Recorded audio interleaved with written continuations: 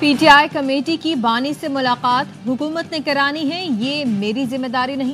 حکومت اور اتحادی فیصلہ کر لیں ملاقات ہو سکتی ہے یا نہیں۔ اسپیکر قومی اسمبلی سردار ایاز صادق کہتے ہیں فریقین جب کہیں گے 1-2 روز کے نوٹس پر اجلاس بلانے کے لیے تیار ہیں۔ وزیر دفاع خواجہ آصف نے کہا بانی پی ٹی آئی کو بنی گالہ منتقل کرنے کے لیے کوئی پیشکش نہیں کی، پی ٹی آئی والوں کے دعوے میں کوئی صداقت نہیں۔ فریقین مذاکرات کی میز پر تھے تو لمبا چوڑا ٹویٹ آ گیا، میرا خیال ہے اس کے بعد مذاکرات بنتے نہیں تھے۔ مذاکراتی کمیٹی کے بانی سے ملاقات میں کوئی حرج نہیں، کروا دینی چاہیے۔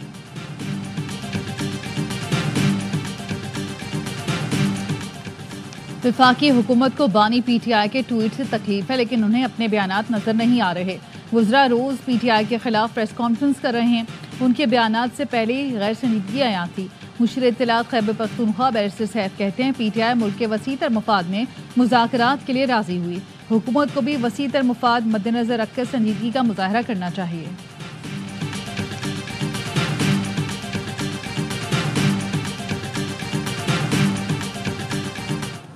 خان صاحب سے پوچھا میں نے، انہوں نے کہا کہ آپ آواز اٹھائیں رول آف لاء کے لیے، آپ آواز اٹھائیں آزادی کے لیے، لیکن آرمڈ ریزسٹنس نہیں۔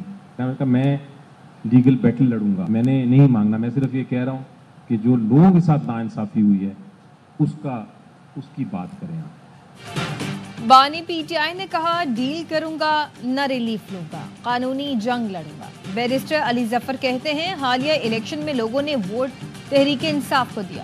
اسپیکر پنجاب اسمبلی ملک احمد خان کے حق جواب، کہا بانی پی ٹی آئی سیاسی قیدی نہیں ہے، ملک میں آگ لگانا کسی کا سیاسی حق ہے۔ اپوزیشن حالیہ الیکشن پر بات کرتی ہے، کیا ہمارا مینڈیٹ چوری نہیں کیا گیا تھا؟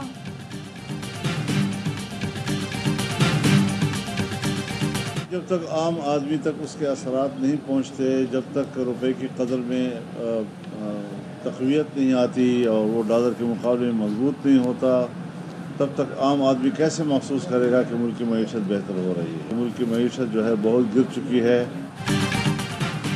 پی ٹی آئی نے مذاکرات پر اعتماد میں نہیں لیا، نہ ہی یہ معلوم ہے کہ وہ کیا کر رہے ہیں۔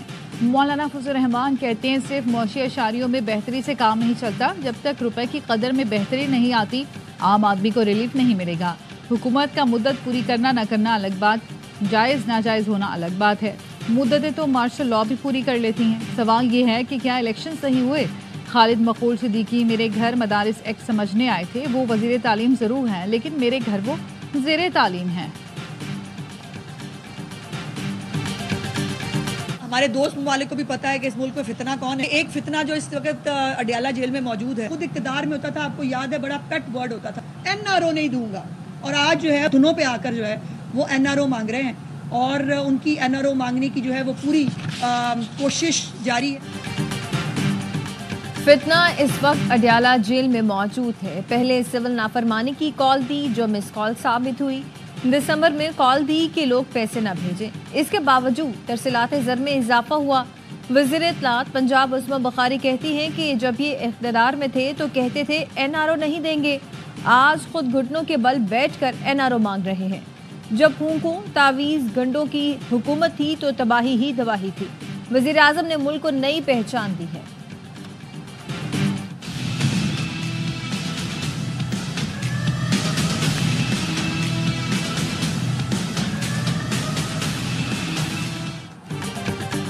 بانی پی ٹی آئی نے جناح ہاؤس حملے سمیت 8 مقدمات میں ضمانت کے لیے لاہور ہائی کورٹ سے رجوع کر لیا۔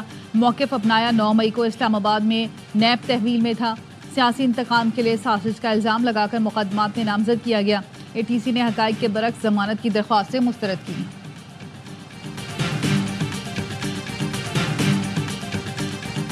The Muslim world, including Pakistan, faces significant challenges in ensuring equitable access to education for girls. Denying education to girls tantamount to denying them their voice and their choice, while depriving them of their right to a bright future. رابطہ عالم اسلامی اور حکومت پاکستان کے زیر اہتمام بین الاقوامی school girls conference کا آغاز۔ وزیر اعظم نے افتتاحی خطاب میں شرکاء کو خوش آمدید کہا۔ शहबाज शरीफ ने कहा, पाकिस्तान समेत मुस्लिम दुनिया में लड़कियों की तालीम एक बड़ा चैलेंज है, इसके लिए आवाज बुलंद करना होगी। लड़कियों को मेयारी तालीम की फराहमी से ही मुआशरा मजबूत और तरक्की याफ्ता होगा। तालिबात अपनी काबिलियत से बैनुल-अक़वामी मईशत में भरपूर किरदार अदा कर सकती हैं। लड़कियों को तालीम ना देना उनको रोशन मुस्तकबिल के हसूल से रोकता है। बैनुल-अक़वामी और पाकिस्तानी तंजीमों से कहते हैं, आए लड़कियों को तालीम की राह में दरपेश चैलेंजों से निमटने और मसाइल के हल के लिए मिलकर काम करें। कॉन्फ्रेंस में ओआईसी के secretary general doctor Hussain Ibrahim कहा, हर पॉलिटिकल पार्टी की इस वक्त जो ख्वाहिश है और उनका जो हदफ है वो ये है कि इक़्तिदार को हासिल किया जाए किसी भी सूरत। ताज़ा मिसाल हमारे सामने वोट को इज्जत दो की एक बहुत बड़े बयानिए की है और वो एक मकबूल बयानिया था, लेकिन इक़्तिदार की खातिर उस बयानिए को कॉम्प्रोमाइज़ कर दिया गया। मौजूदा हुक्मरानों ने इक़्तिदार की खातिर वोट को इज्जत दो का बयानिया छोड़ दिया। सियासी लोग इक़्तिदार की खातिर बयानिए और नज़रियात पर समझौते करते हैं। मुस्तफ़ा नवाज खोखर का थैंक फीस में खिताब, कहा 8 फरवरी के इलेक्शन किस तरह कराए गए सबके सामने हैं। 76 साल से मुल्क में दायरों का सफ़र जारी है, तय करना होगा मुल्क किसने चलाना है।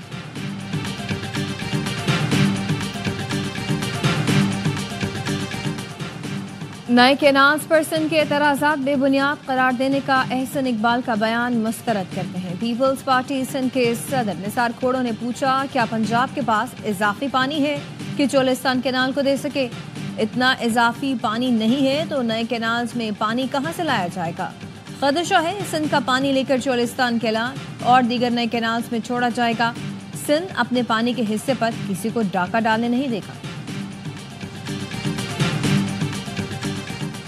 Chairman peoples party Bilawal Bhutto Zardari आज कराची में मलीद एक्सप्रेस वे की पहले मरहले का इफ्तिताह करेंगे। शर्जील मेमन कहते हैं, शाहराह भुट्टो सिर्फ एक सड़क नहीं बल्कि तरक्की की जानिब अहम कदम है। एक्सप्रेस वे कराची के मरकज और मोटरवे के दरमियान स्ट्रेटेजिक लिंक है। जुल्फ़िकार भुट्टो एक्सप्रेस वे कौमी शाहराह तक बिला तातुल रसाई फराहम करेगा। कराची की सड़कों पर दबाव, ईंधन और सफरी औकात में 50% तक कमी आएगी। कराची से धाबिजी और स्टील मिल जैसे सनती मराकज़ से राब्ते में आसानी होगी।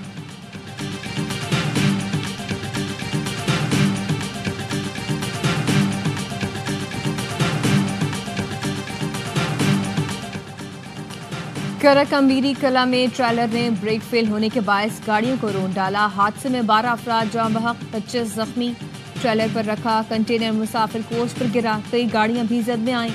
वज़ीर आला खैबर पख्तूनख्वा का हादसे में जाँ बहक मुसाफिरों के लवाहिदीन से ताज़ियत, जख्मियों को बेहतरीन तिबी सहूलतें फराहम करने की हिदायत जारी। वज़ीर आला खैबर पख्तूनख्वा अली अमीन गंडापुर का सूबे के खुसूसी अफराद को इलेक्ट्रिक व्हील चेयर्स देने का ऐलान। कहते हैं पहले मरहले में तलबा और तालिबात में व्हील चेयर्स तकसीम की जाएंगी। रजिस्ट्रेशन ऑनलाइन फॉर्म के जरिए होगी। बीजिंग में पाकिस्तान और चीन के दरमियान दो तरफा सियासी मुशावरत का चौथा दौर हुआ। सेक्रेटरी खारजा आमना बलोच ने पाकिस्तानी वफ़द की क़यादत की है।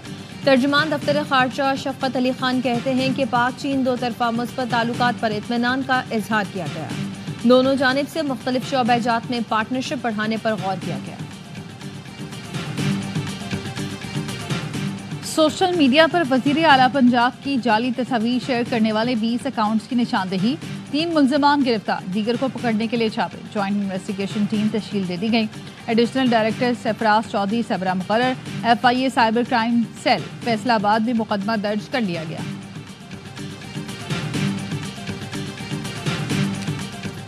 पाकिस्तानी कौम और सिक्योरिटी फोर्सेस ने दहशत गर्दी के खिलाफ जंग में बेपनाह कुर्बानियां दी हैं। पाकिस्तान में बसने वाले तमाम शहरियों की जानो माल की हिफाजत हुकूमत की अव्वलीन तरजीह है। वफाकी वज़ीर दाखिला मोहसिन नकवी की बरतानवी हाई कमिश्नर से मुलाकात में गुफ्तगू, कहा कानूनी दस्तावेजात के हामिल किसी गैर मुल्की के खिलाफ कार्रवाई नहीं की जा रही। पाकिस्तान बरतानिया के साथ देरीना ताल्लुकात को इंतहाई कदर की निगाह से देखता है। जॉन मैरियट ने मुख्तलिफ शोबों में ताउन को फरोग देने की ख्वाहिश का इजहार किया है।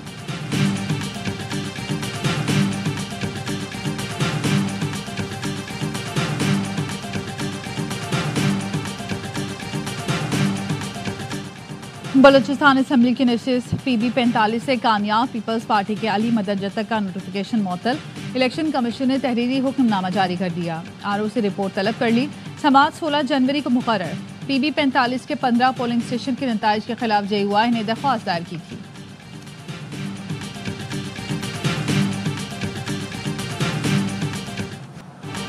حالیہ کے نواحی گاؤں میں آتش بازی کا سامان بنانے کے دوران گھر میں دھماکہ، بچوں اور خواتین سمیت 6 افراد لقمہ اجل بنے، 7 افراد زخمی ہوئے، 2 گھروں کی چھتیں گر گئیں۔ ابتدائی تحقیقات کے مطابق دھماکہ شارٹ سرکٹ کے باعث ہوا۔ سرائے عالمگیر کی ننھی پری اغوا کے بعد قتل، 5 روز بعد بھی پولیس قاتلوں کا سراغ لگانے میں ناکام۔ لواحقین اور اہل علاقہ سراپا احتجاج، والدین کہتے ہیں بچی ٹیوشن پڑھنے گئی تھی، 2 دن بعد خون میں لت پت لاش گھر کے قریب حویلی سے ملی۔ ملزمان کی عدم گرفتاری کی صورت میں احتجاج کا دائرہ وسیع کرنے کی دھمکی۔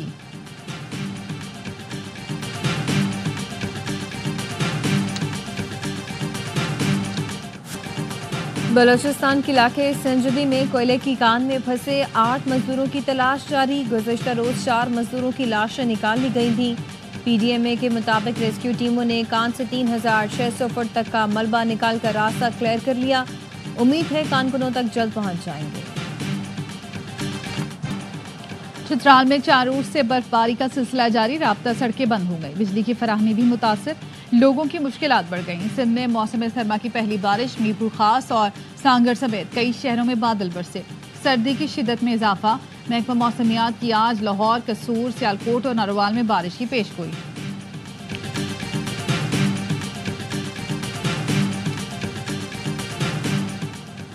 تاجکستان کے سفارت خانے میں قونسلر ویزا سیکشن کا آغاز، گورنر سندھ کامران ٹیسوری نے ویزا سیکشن کا افتتاح کیا، کہا قونسلر سیکشن سے عوام کو ویزا کے حصول میں آسانی ہوگی، وفود کے تبادلے اور سیاحت کو فروغ حاصل ہوگا، 2 طرفہ تعلقات میں قونسلر سیکشن اہم ثابت ہوگا۔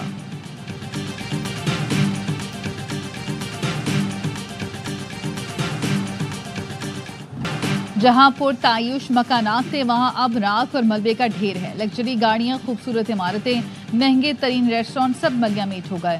لاس اینجلس میں ہالی ووڈ ستارے اور ارب پتی افراد سڑکوں پر آ گئے، ہالی ووڈ کے ہوٹلز پناہ گزین کیمپ میں تبدیل، کیلیفورنیا میں بے گھر افراد کے لیے امداد کی اپیل۔ 4 روز میں امریکہ کا مہنگا ترین شہر کھنڈر بن گیا، ہائیڈرنٹس خشک ہونے لگے، ماہرین کہتے ہیں دنیا کا کوئی بھی پانی کا ذخیرہ اس آگ پر قابو نہیں پا سکتا۔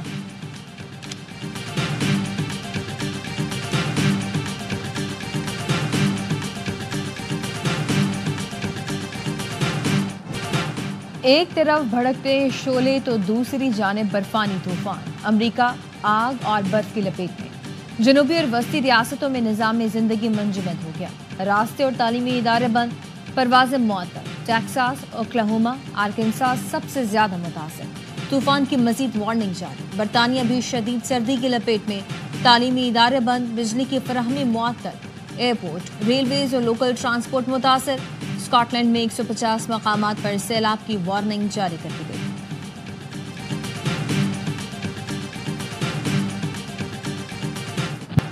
اسرائیل کی غزہ پر بمباری، 24 گھنٹے میں مزید 21 فلسطینی شہید، صہیونی فوج نے زیتون میں مسجد کو نشانہ بنایا، ریمل میں رہائشی عمارت پر بم برسائے۔ حماس کے مطابق شمالی غزہ میں اسرائیلی حملے کے بعد متعدد یرغمالی لاپتہ ہو گئے۔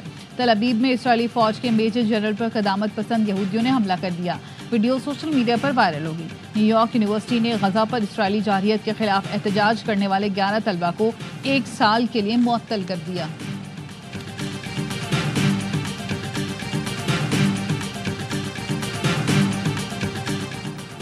چیمپئنز ٹرافی کی تیاریاں، ICC کے وفد کا پنڈی کرکٹ اسٹیڈیم کا دورہ، انتظامات کا جائزہ لیا، وفد کا مختلف انکلوژرز، میڈیا باکس اور ڈریسنگ رومز کا دورہ کیا گیا۔ پنڈی کرکٹ اسٹیڈیم کی اپ گریڈیشن رواں ماہ مکمل ہو جائے گی۔ British open junior squash champion Sohail Adnan کی پنجاب اسکواش کمپلیکس آمد، ایسوسی ایشن کے نمائندوں نے اسٹار کھلاڑی کا شاندار استقبال کیا۔ سہیل عدنان کہتے ہیں فائنل میں مصری کھلاڑی کو اپنے جذبے اور لگن سے شکست دی۔ اور منفرد اسلوب کے شاعر و مزاح نگار ابن انشا کی 47ویں برسی، ابن انشا نے سفر ناموں، تراجم اور شاعری پر مشتمل تصانیف کا وسیع ذخیرہ چھوڑا، جن میں چاند نگر، اردو کی آخری کتاب، چلتے ہو تو چین کو چلیے، دنیا گول ہے قابل ذکر ہے۔